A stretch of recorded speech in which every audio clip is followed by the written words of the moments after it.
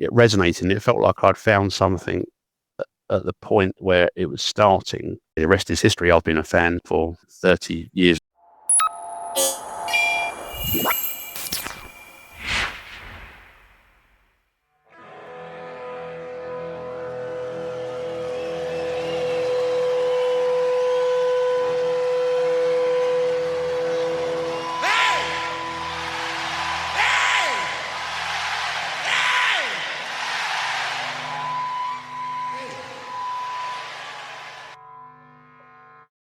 Welcome back to Foos Files, the podcast for fans of the Foo Fighters.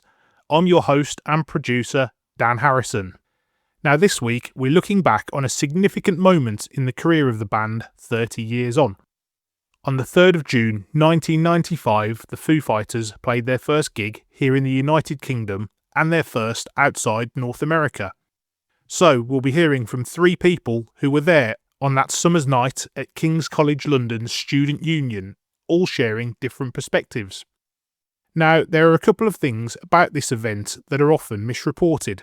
The first is that the Foos played this show as the opening act for Scottish band Teenage Fanclub. That wasn't the case. Teenage Fanclub, in fact, played at the same venue the previous night. And another misconception is that the first UK show that the Foos played was at the 1995 Reading Festival. Again, that's not accurate. They did play at Reading in August that year on the Melody Maker stage, but it wasn't the first UK show. I guess there was a lot more fanfare around that one because it's a big festival and they'd actually got some music out. But in stark contrast, when they arrived on British soil for the first time, they had no official releases and just a handful of American shows under their belts.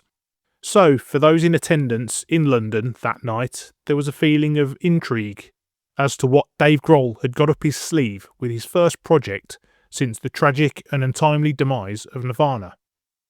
To set the scene for us, here's respected British music journalist Howard Johnson, who was part of a large media presence on the night at the King's College London show.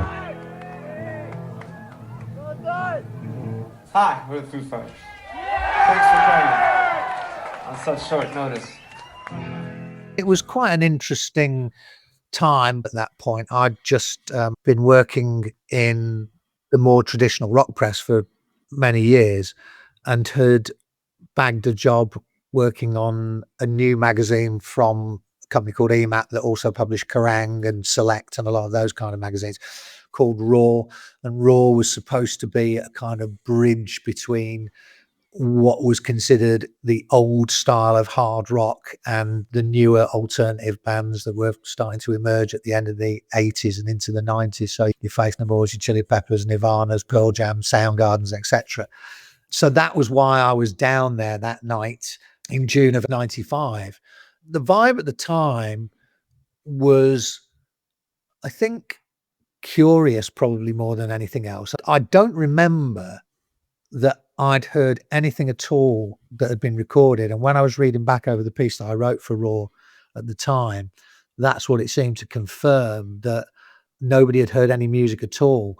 And so there was a lot of curiosity. And the whole thing was a little bit weird. I don't honestly remember how we were told about the gig. I can only assume there was a PR. There used to be a guy called Anton Brooks who did a lot of PR for those type of bands. So I can only assume it was Anton who would have told us about this show. And as I wrote in the piece in Raw, it was weird because it felt very much like a kind of an industry-only event, really. There were tickets that were on sale to people from the college, but they didn't make a big fuss about it. So really it was designed as a showcase for press and presumably people from the record company as well to see the band. When you got in there, it was like, you know, all faces that you knew. If you were part of the music business in London at that time, everybody who was anybody was there. But I remember as well that lots and lots of interest in finding out what Grohl was up to, particularly because it doesn't feel very weird now, but at the time it was like, oh, he's coming out from behind the kit and he's going to be singing and he's going to be playing guitar. I didn't even know he could play guitar and all that sort of stuff. And so there was a lot of curiosity and a lot of mild bemusement about the fact that he was going to go out front and be the main guy. So that was the kind of the setup for the gig. And I don't think anybody really knew what to expect. A crowd of around 300 comprising media, industry figures and fans were said to be in attendance at the Student Union. These were humble beginnings for a band who would go on to sell out the iconic Wembley Stadium more than a decade later. But as Howard recalls, King's College London wasn't your typical venue on the UK music circuit.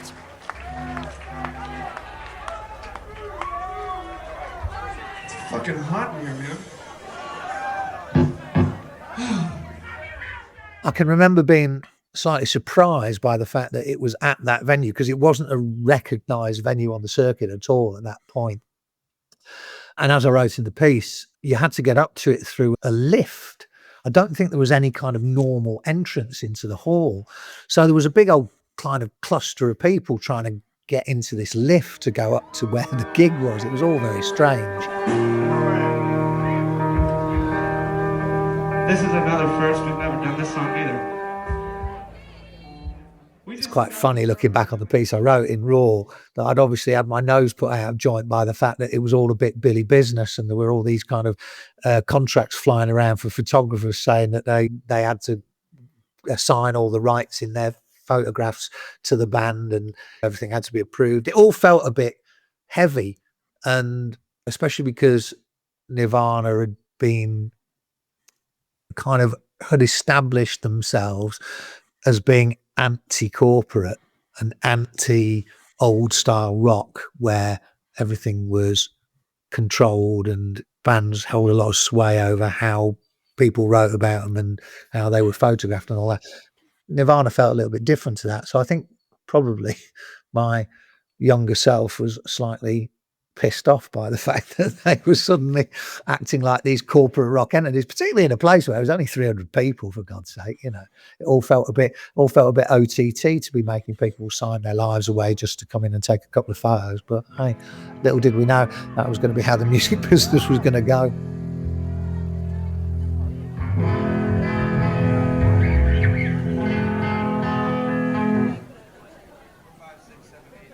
There's 10 photographers in front of me. You all get a picture after the show. There was no pre-release stuff that I knew of, so I was flying blind at that show. Like I wrote in the piece, I hadn't heard anything at all, and you know, it's quite hard to go and review a show when you literally have no idea about the music, and particularly in a place like that. You know, it's a small venue, and most of the time sound wasn't great in places like that. So there was a lot of guesswork involved that night, really trying to figure out what it was they were trying to be. There was definitely people down the front going ballistic and jumping about and all the rest of it. But, you know, there was certainly a sense as well that half of the crowd were there with a corporate hat on or a journalist hat on. So they weren't going to be stage diving.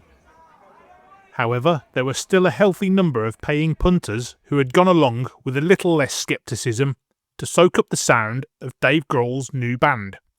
One of those was Colin Cassell, who found out about the show through a good old-fashioned advert in the music press. I was at Stall at the time, and I was in with a crowd of guys who I also played football with, and we were all into alternative rock and grunge music and that. And obviously, like Nirvana were huge, and then what happened to Kurt and that. And we all used to read Kerrang magazine and Melody Maker, and when that was around at the time, and that back then you'd scour the back pages for gigs that were up and coming, and like all of the adverts, and it was a different time totally. You couldn't go online and look up stuff even. It was like you just took a punt on it, and we knew from reading, it must have been Kerrang, that Dave had started this band up, and they'd been touring in the States with Mike Watt, and Pat Smear was involved, and that was about it really. And it was like the drummer from Nirvana is fronting a band.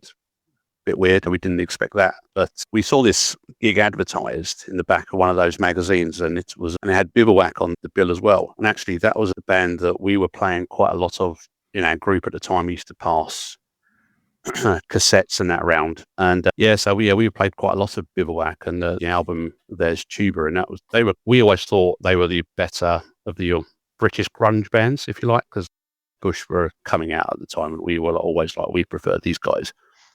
And we saw they were on the bill, and £7 for a ticket. Go back to that time in my life, and that was a couple of hours work at a weekend in a BHS or somewhere like that. Like, we used to have all these part-time jobs. Wasn't breaking the bank, but the only way you could get a ticket was to actually get up to the university. So we had to get up there, talk our way in to the student union, because we were under 18 at the time. Had a friendly student take us into what was a box office, which was a guy sat behind a table giving out tickets, and it was like, cash only, £7, here's your ticket, come back next week. And it was literally, I think it was, we bought them the Saturday before the gig was the following Saturday after that. Yeah, it all happened pretty quick, and it was like Saturday night out. And one of the draws was if you paid your £7 to get in, you got entry into the club night after. And we were like, oh, okay, so 15, 16, we'll have a bit of that as well. So yeah, it seems like a good idea, a good investment for £7 to go and check this band out, see Bivouac, and get into the club after too. We've all been in student unions. It's one of those dark, dingy rooms, like black walls and sticky carpet and not many lights. And you didn't really think anything of it. Went home with a paper ticket and thought, oh, you'll come back next week and see what this is all about. But we hadn't heard a thing. We hadn't heard one song. Like, This Is a Call hadn't even been released at the time, let alone like the album. It's like you couldn't go online and download it. There's nowhere to do it. There's no bootleg tape being passed around a school common room. So it was totally like, we'll go and see what it's like. It might be a bit weird. It might work. It might not. But we like Dave. We like Nirvana. So it seems like that's it. That's it really. No more expectation than that.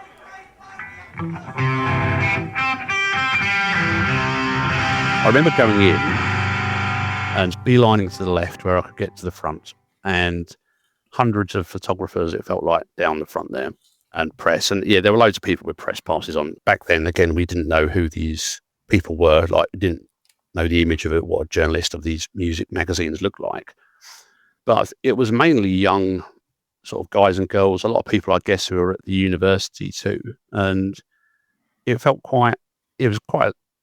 was an anticipation, like we didn't quite know what we were going to get. And it was an air of, I wouldn't quite call it electric, because we weren't going in, oh yeah, we're going to hear this song, we know what's going to happen here and here, but more, I see like expectation and also support, because we all know what happened to Kurt, right? And this is Dave's band. We're here to support him and what he's trying to do now as fans of Nirvana, to come together and support what he's doing. I managed to get, I think it was like second row back from side-ish. I think it ended up being Pat's side.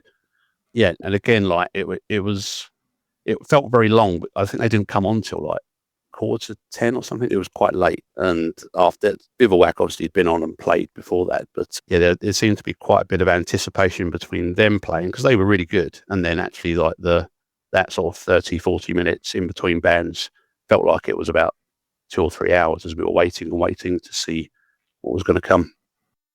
As Colin alluded to, support on the night came from Bivouac, a British alternative rock band who released 2 albums in the 1990s.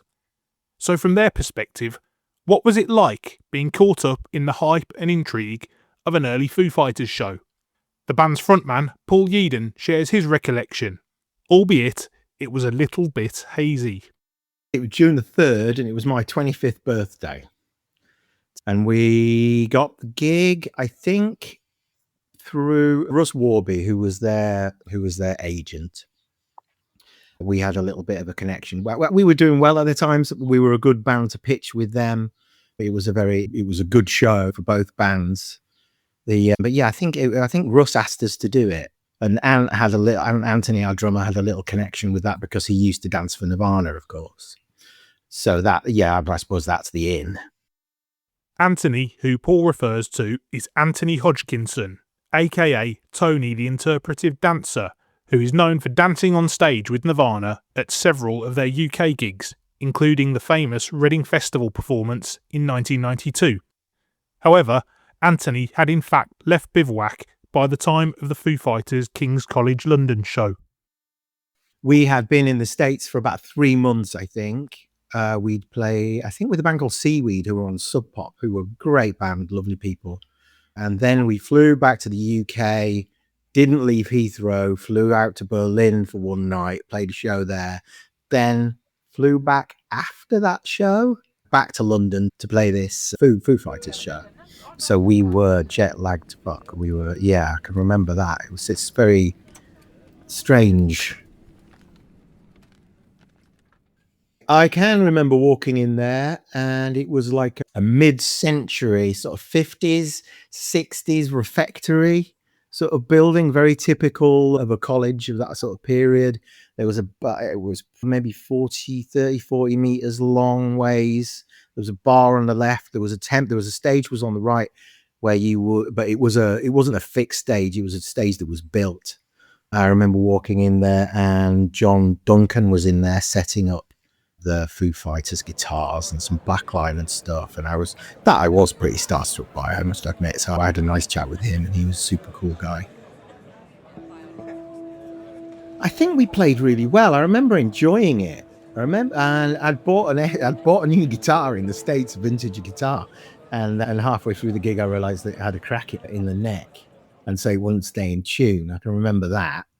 And yeah, it was a good show. At that time, we were on fire. We were playing every night, and we'd probably played every night for 3 months. It becomes somewhat of a capsule. It's a bubble. So yeah, I just you do it every night. And it was a good show. Yeah, it was my birthday. It was fun. So that was the context and the backdrop to this historic show. But what about the Foo Fighters performance itself? Well, there was, of course, a huge elephant in the room that Dave Grohl was keen to address very quickly, as Colin Cassell and Howard Johnson recall vividly.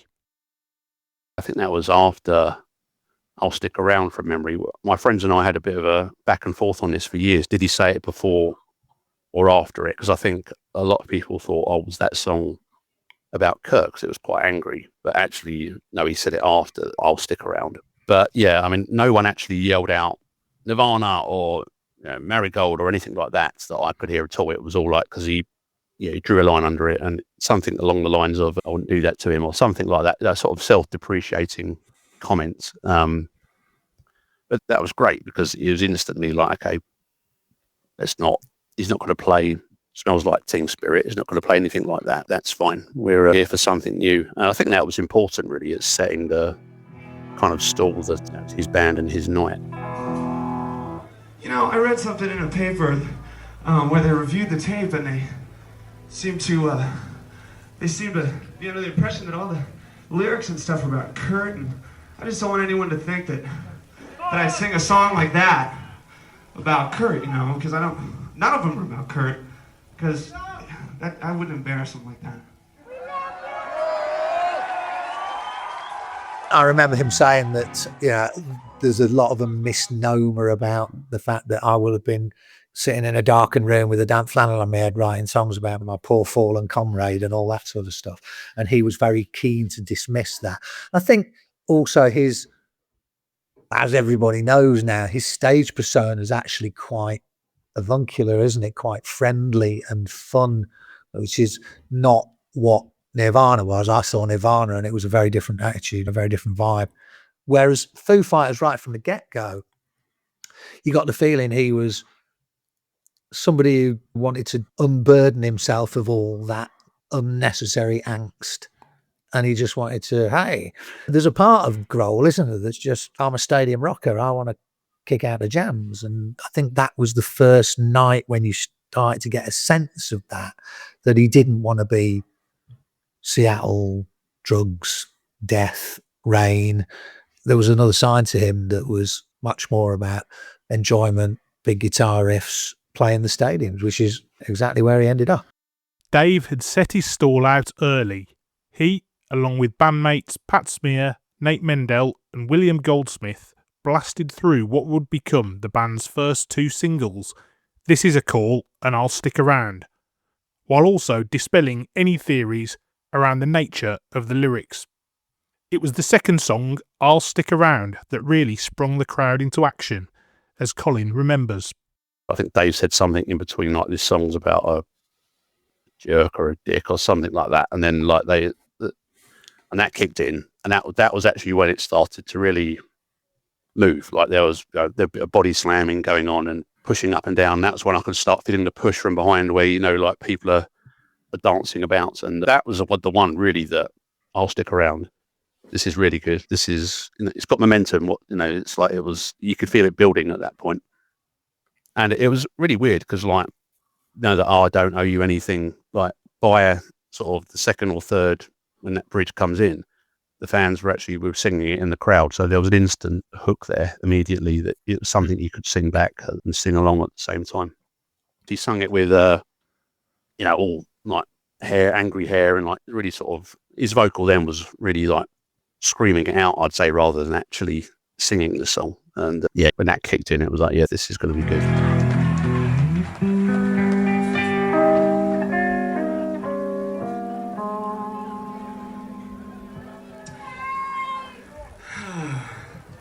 This song's about a real jerk. The 13-song set included 11 of the 12 tracks that would make up the debut Foo Fighters album, plus bonus tracks Podunk and Winnebago. The latter in particular stood out for Colin.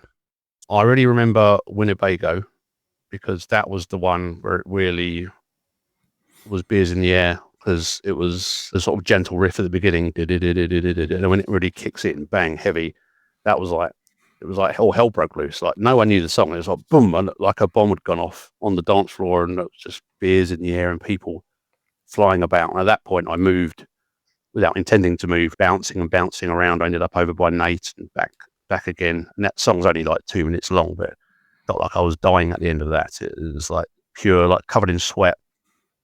Yeah, I've loved that song ever since, because it just reminds me of that, like that real kind of, that was the real, like, I don't know, like when a band kicks in a riff and the whole crowd place goes mad. There's no real feeling like it.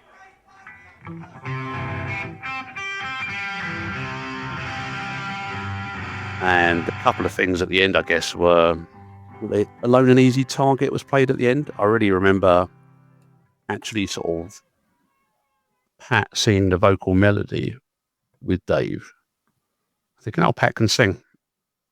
And I never seen him at a microphone before, like when he was in Nirvana and stuff, and I never saw any footage of the Germs at all. But oh yeah, their voices really work live. There's actually a real, like, they can hold a nice line together. Yeah, so I think that was near the end of the set, that when everything had calmed down a bit. And then the last song, Exhausted, which seemed like that had a riff that kind of drove and went on for, felt like 5-10 minutes or so, as they gradually played it out.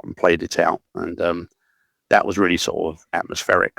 But definitely, I think, like, yeah, the heavy stuff stuck with me more over the years. It was literally Exhausted kind of plays its way out, and it's like, okay, yeah, see you in the summer. All right, so thank you very much, and I think we're coming back this summer, and our album. Thanks. Our album is coming out on the 4th of July. Most of these songs will be on it. All of them will, actually. And this is our last song. It's called Exhausted. Thank you very much. It was almost like he didn't want to take the applause or any feedback from the crowd or anything. It was like he was quite keen to get off stage. He spent a lot of time not really looking at the crowd, I would say, like turning around, looking at Will Goldsmith a lot. You saw him used to do that with Taylor quite a bit, turn around and they'd lock in.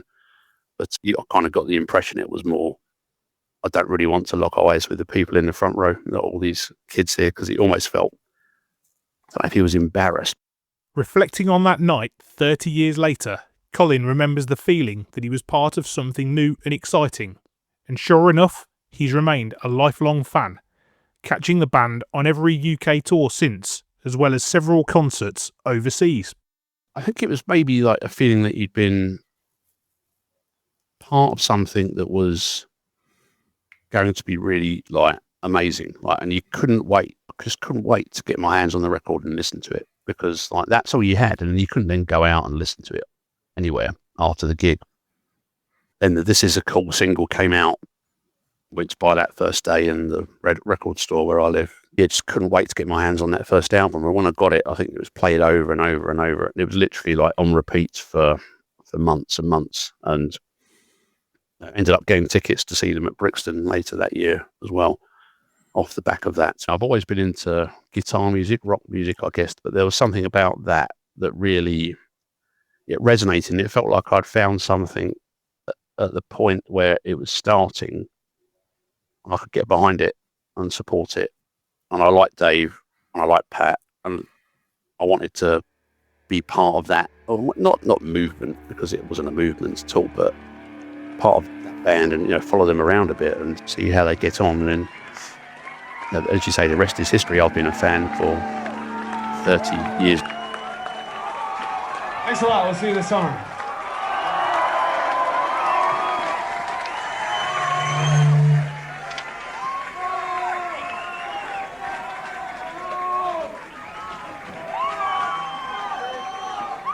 So that was the story of a significant event in the history of the Foo Fighters, and we'll be revisiting more classic Foo shows on the podcast in the very near future.